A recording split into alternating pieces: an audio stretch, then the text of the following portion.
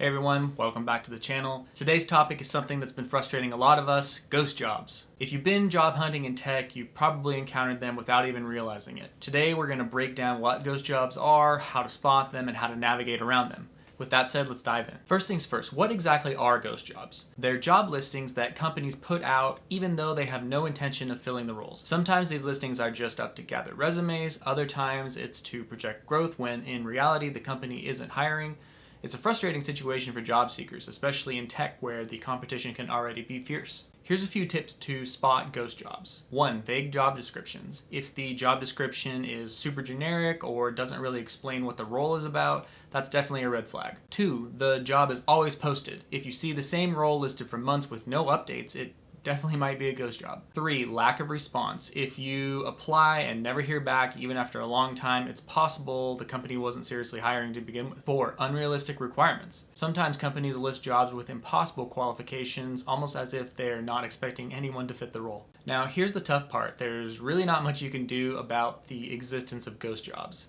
I get it, it's super frustrating to spend time applying only to realize you've been chasing a mirage, but that's the reality of job hunting. Companies have their own reasons for posting these listings, whether it's internal politics, market perception, or just keeping a pipeline warm. So what can you do to improve your chances? One useful tactic is to work with recruiters. Recruiters are in the know and can often tell if a job is real or just a placeholder. You can meet recruiters on LinkedIn and through job forums. It's important to be cordial with recruiters even if an opportunity doesn't work out. They have tough jobs too, and building a good relationship with recruiters can really pay off in the long run. Also, don't underestimate the power of posting on platforms like LinkedIn. You never know who's watching. Sometimes even company employees might reach out directly. Now let's talk about some tactics you should try to avoid. 1. Spending too much time on perfect jobs. It's easy to get stuck on a role that seems like a dream job, but it's a numbers game. Apply and move on. 2. Getting discouraged by ghost jobs. I know it's tough, especially for juniors out there, but remember, it's not just you. This happens to a lot of people, including me. Keep your head up and keep applying.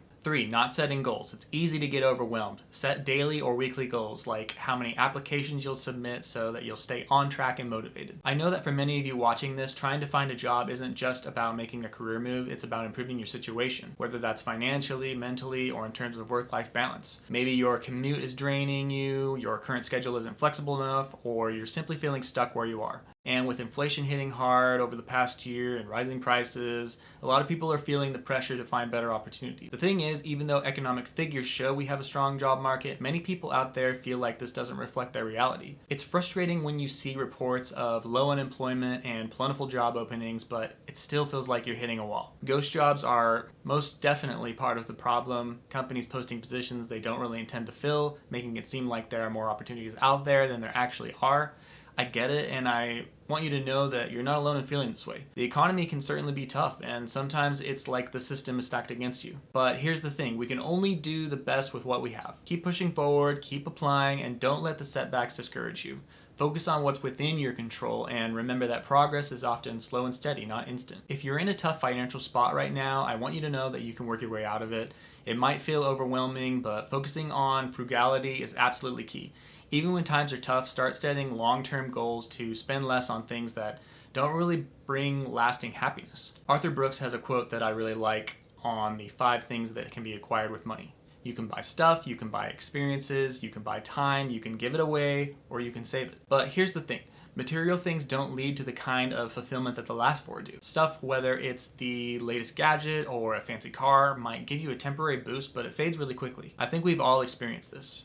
The happiness from buying things is really short-lived because it's rooted in novelty and comparison, things that are fleeting and often leave us wanting more. On the other hand, investing in experiences like traveling, learning something new, or spending quality time with loved ones creates memories that last a lifetime. Buying time, whether that's through outsourcing tasks or finding ways to simplify your life, gives you the freedom to focus on what truly matters. Giving your money away, whether through charity, helping family members or someone in need, or supporting a cause you really care about, sparks a deep sense of purpose and connection. And finally, what about saving? That builds peace of mind and gives you options for the future, which can be one of the most empowering forms of happiness. Instead of chasing the latest things, think about where your money is really going. Can you cut back on non-essentials and focus on building up a financial cushion? It's definitely not easy, but every little bit helps, and over time, these small changes add up in compounding ways. Frugality isn't about depriving yourself, it's about aligning your spending with your values and long-term goals. When you focus on what truly enriches your life, you'll find that the temptation to overspend on things starts to fade. You're no longer buying into the idea that happiness is found in stuff because you're actually busy investing in the things that actually matter. Another option worth considering is joining the military in a tech-related role,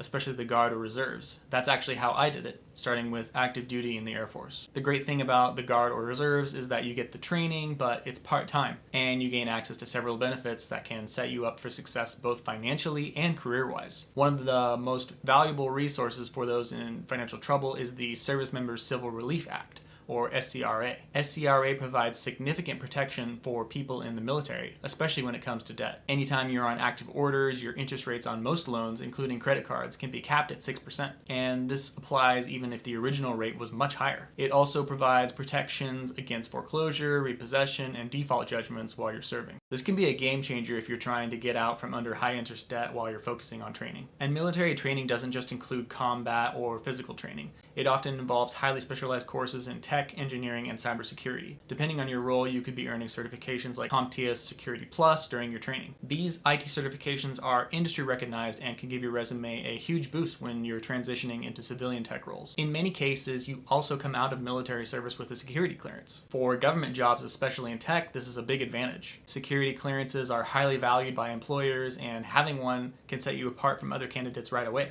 But beyond the formal training and certifications, one of the biggest benefits is the network you build. There's a saying I really like: your net worth is your network. And this is especially true in the military. The relationships you build with your peers can be incredibly valuable when it comes time to find a job. You'll find that your former colleagues are often eager to help one another land opportunities, share resources, and offer recommendations. There are also many opportunities to join professional organizations like the Armed Forces Communications and Electronics Association, which focuses on networking and career growth within the tech and defense industries. These organizations provide access to resources, conferences, and a broader professional network, helping you stay connected and continue advancing in your career. So if you're in a tough spot financially or struggling to break into tech, consider exploring what the Guard, Reserves, or even active duty can offer. You don't have to be in a combat role. There are plenty of positions that focus on tech and engineering. The combination of financial protections, training, certifications, and networking can be a really powerful way to change your situation, and it's a path that's worked for many, including myself. I also want to talk about what you can do in the meantime while you're working towards your job application goals. We've all been there, waiting on responses, dealing with ghost jobs, and wondering what else we can do to boost our chances. Here are some practical steps that can help you stay proactive and make the most of this time.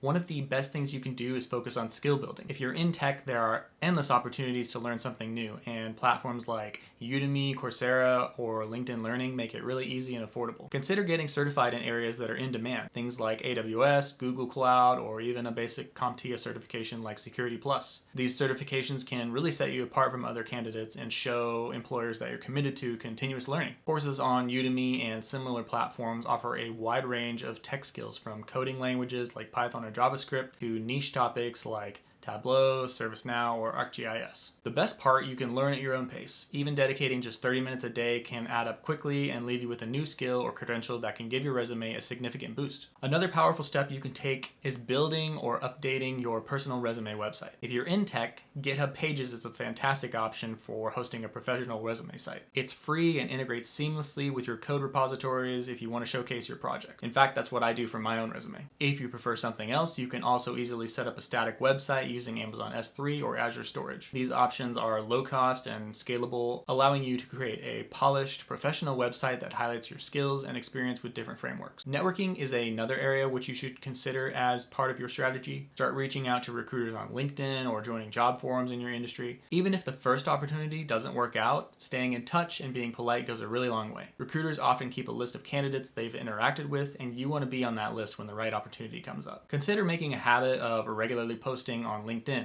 Share articles, comment on industry trends, or even post about your own journey. Being active helps you stay on recruiters' radars, and sometimes even company employees might reach out to you directly. Also, remember to set daily or weekly goals for your job search too, whether it's applying to a certain number of jobs per week, reaching out to a set number of recruiters, or finishing that course you've been putting off. Having clear objectives helps you stay motivated and makes the process feel much more manageable. I know ghost jobs can be really disheartening, but it's important to stay focused on what you can control. Keep building relationships, stay consistent with your goals, and be smart about your finances. Hopefully you picked up some tips in this video that can help you navigate the challenges you're facing. Whether it's working with recruiters, staying consistent with your goals, or managing your finances smartly, these small actions will add up over time. And with that, thanks so much for watching. If you found this video helpful, don't forget to like, subscribe, and hit that notification bell for more insights on navigating a career in tech.